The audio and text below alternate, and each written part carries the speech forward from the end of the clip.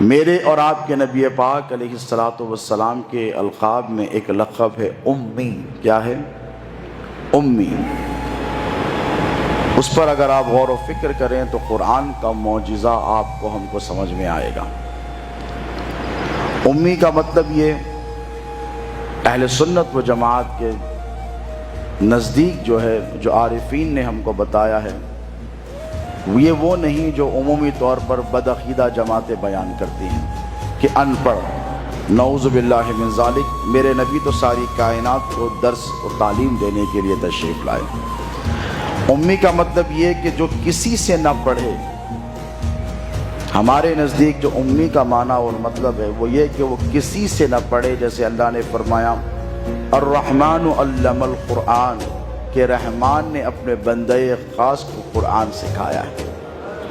اللہ رب تبارک و تعالیٰ کی غیرت اور حمیت نے یہ گوارا نہیں کیا کہ میرے محبوب کے لیے کوئی معلم ہو اور جو ساری کائنات کو پڑھانے کے لیے آیا ہو اسے کوئی پڑھائے۔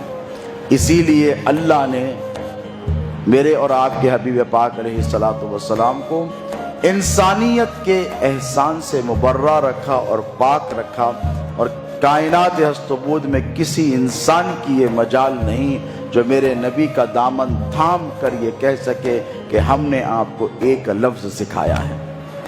یہ میرے اور آپ کے نبی کے علاوہ کسی بھی نبی کو اللہ رب تبارک و تعالیٰ نے یہ شان عطا نہیں فرمائی ہے۔ دیگر پیغمبروں کی زندگیوں میں آپ دیکھیں گے تو ایسے بہت سارے حوالے مل جائیں گے کہ خود حضرت موسیٰ علیہ السلام کا واقعہ لے لیجئے، سورۃ الکہف میں تفصیلات آپ اس کے پڑھیں، وہ کیا حاصل کرنے گئے تھے حضرت خضر علیہ السلام کے پاس۔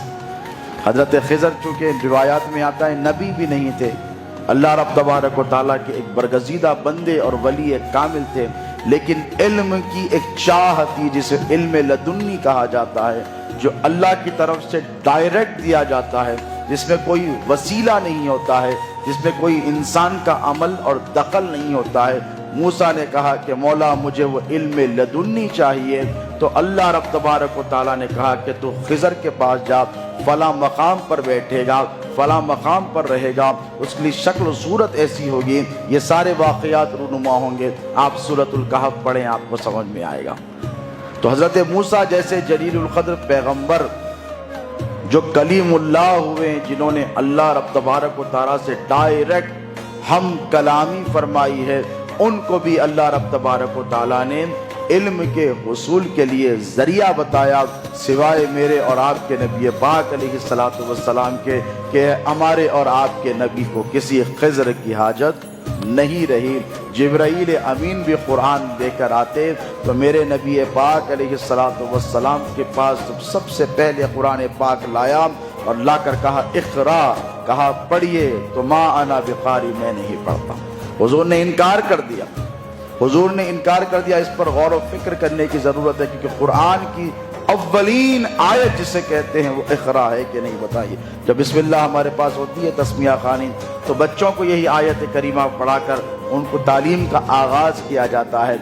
اللہ کے برگزیدہ فرشتے نے اللہ کا کلام لے کر آئے ہیں، کوئی اور پیغام لے کر نہیں آئے ہیں، غار حرا میں آئے ہیں، حضور پر سب سے پہلی وحی کا نزول ہو رہا ہے، اور جبرائیل کہتے ہیں اقرا، پڑھیے، تو میرے آقا کہتے ہیں میں نہیں پڑھتا، میں نہیں پڑھتا۔ اس کے بعد جب جبرائیل کو اچنبھا ہوا کہ میں اللہ کی طرف سے قرآن لے کر آیا ہوں اور قرآن کی پہلی آیت کا نزول ہو رہا ہے، اور خاتم النبیین محمد الرسول اللہ کا یہ معاملہ ہے کہ وہ کہتے ہیں کہ میں نہیں پڑھتا۔ اس کے بعد پھر جبرائیل نے کہا اقرا باسم ربک الذی خلق، اے محمد ان کے نام سے پڑھیے جنہوں نے ساری انسانیت کو پیدا فرمایا، جنہوں نے سب کو پیدا کیا۔ تو جب اللہ کا نام شامل کیا تب میرے نبی نے آغاز فرمایا۔ تو اس سے پتہ کیا چلا؟ پتہ یہ چلا کہ جبرائیل لے کر تو آئے تھے ایز اے پوسٹ مین جسے کہا جاتا ہے، اللہ رب تبارک و تعالیٰ کا پیغام قرآن مجید سدرۃ المنتہا پر رہ کر اللہ کے قرب سے لے کر آ رہے تھے، لیکن میرے نبی نے بتا دیا کہ اے جبرائیل تو لانے والا ہے صرف، لیکن تو وہ رموز، وہ راز قرآن کے نہیں جانتا جو محمد رسول اللہ جانتا ہے۔ اور فرمایا کہ میں اس وقت تک نہیں پڑھوں گا جب تک کہ تو میرے رب کے نام کو شامل نہیں کرتا۔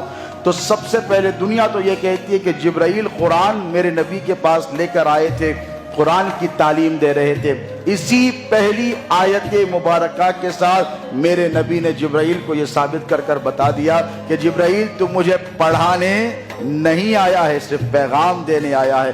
جہاں میں تجھے درس دیتا ہوں کہ جب کبھی تو قرآن پاک پڑھ تو اللہ کے نام کے ساتھ پڑھ، جب قبول کیا جائے گا۔